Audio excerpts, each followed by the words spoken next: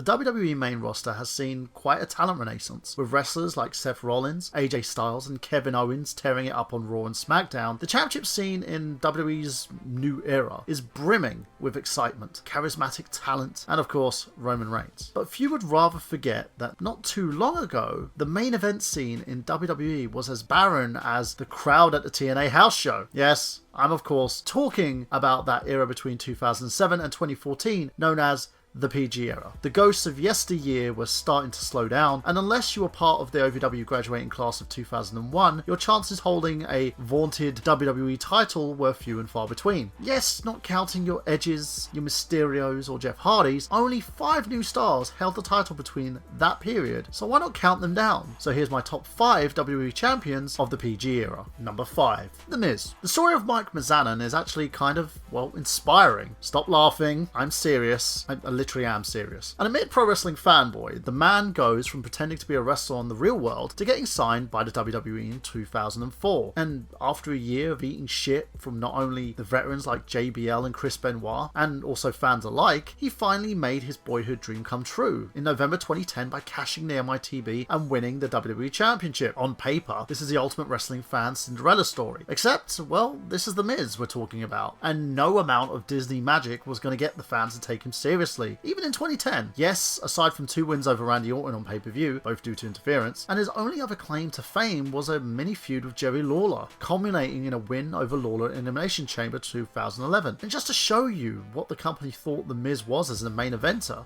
rumour has it that the higher-ups sincerely considered letting then 61-year-old Jerry Lawler get the babyface title win against The Miz 1 month before WrestleMania. But speaking of WrestleMania, Miz did fulfill one more boyhood dream, getting to main event the grandest stage of them all, something most wrestlers, including CM Punk, can't really sadly claim. Miz would not only go on to main event WrestleMania 27, but walk out victor over John Cena. However, we all know that The Miz was nothing more than the warm body sandwich between the overhyped meat of John Cena and The Rock. And talking about John Cena and The Rock's meat makes me, well, really uncomfortable. Miz would go on to lose the title to Cena at Extreme Rules, and the following month, he hasn't even sniffed the title picture ever since. But don't cry for Miz Argentina. The man has racked up several tag and mid-card belts since then. And let's not forget, he gets to bang Maurice. Number 4.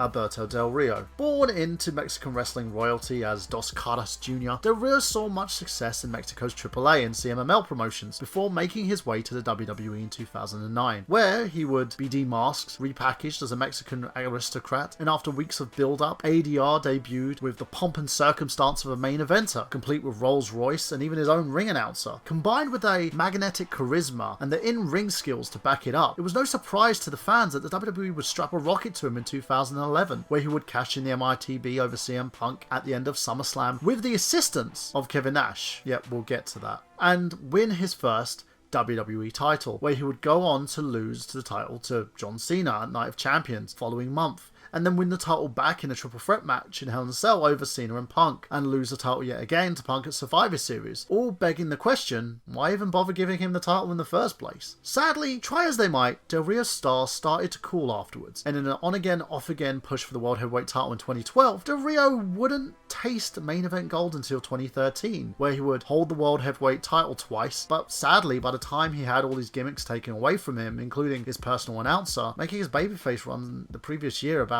as flat as, well, Brie Bella's chest size. A year later, however, he would wind up slapping the taste out of a backstage crew member and be released from the WWE until 2015, where he would come back and beat John Cena for the US belt and do nothing before asking for his release again in 2016. Well, at least Paige calls him her pappy, so there's that. Number 3, Sheamus. One of the few bright sparks in the WWE's pre-NXT developmental territory FCW was Sheamus. He hit the ground running, debuting in the summer of 2009. Sheamus won his first WWE title at the December's Tables, Ladders and Chairs, beating John Cena in arguably one of the most questionable endings to be seen on a pay-per-view. Sheamus would then go on to beat Randy Orton in the Royal Rumble, only to lose the title back to Cena at Elimination Chamber just in time to lose it to Triple H the following month at WrestleMania 26. Even after getting his win back against Triple H the following month at Extreme Rules in a street fight, the head of steam that Sheamus started to build was starting to wane. He would go on to regain the WWE title at the one and only Fatal 4-Way pay-per-view in June, but only with help from the Nexus. And this would continue into his title match against Cena at that year's MITB pay-per-view. Are we seeing a pattern here? Sheamus' next title defense would be a DQ loss against Orton at SummerSlam until the Viper finally took the title from Sheamus in a six-pack challenge at Night of Champions. It would be another 4 years before Sheamus would touch the WWE title, and that was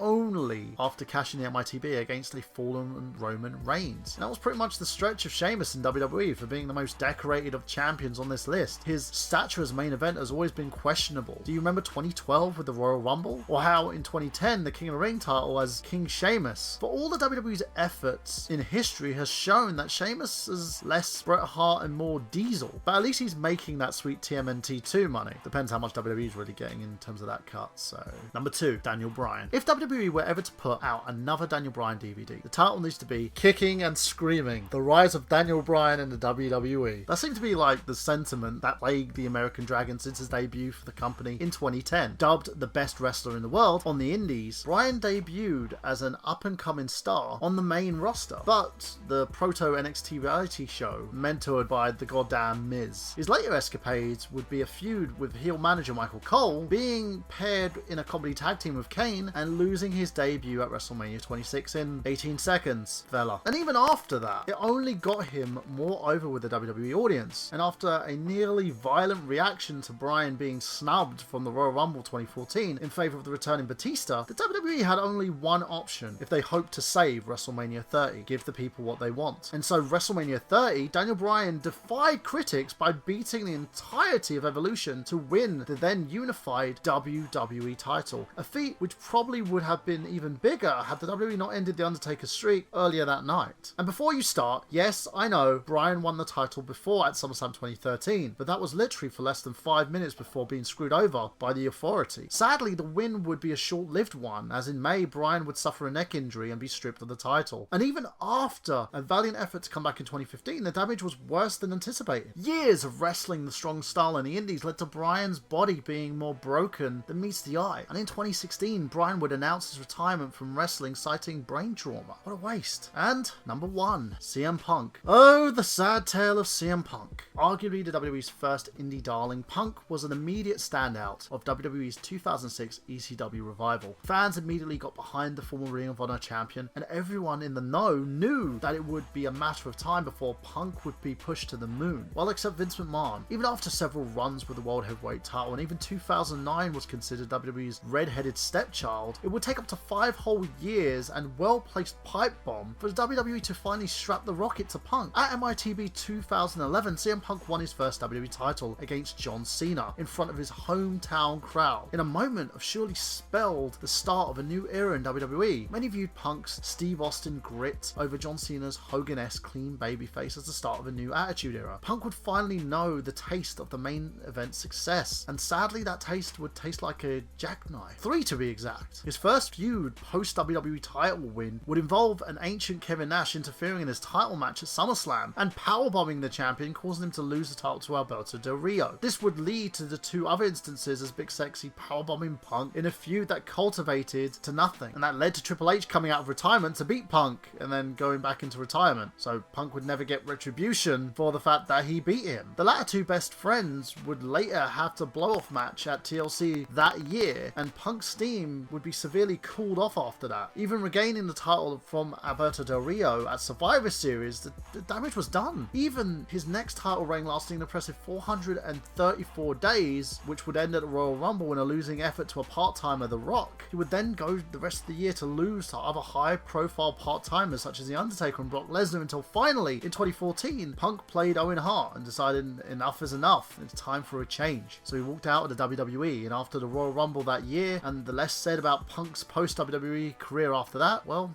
the better. Or we can say that it was completely and utterly messy. As he was getting married, he seemed to have a huge bad breakup with his former employer, and a divorce, well, let's just say he may not be keeping the kids. So there you go, guys. That's my top 5 would-be champions of that era. Do you believe that the list is correct? Do you agree with me? Do you disagree with me? And if so, leave a comment below. As always, these videos are discussion based, and it's something that I really like. You know, and in terms of wrestling related content, if this video does well, we can do some more wrestling related content and talk about certain pay-per-views. We can talk about certain shows. Just let me know. And as always, guys, that's me done for today, and I will see you tomorrow with a comics rundown. See you then.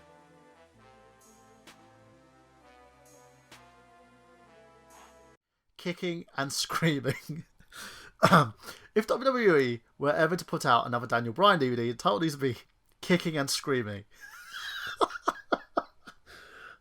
Kicking and screaming. Kicking.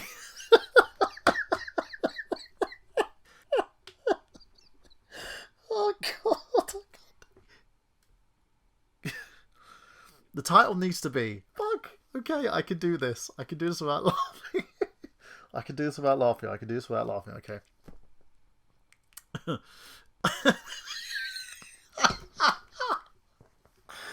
Oh god. The title needs to be Kicking and Screaming: The Rise of Daniel Bryan in the WWE.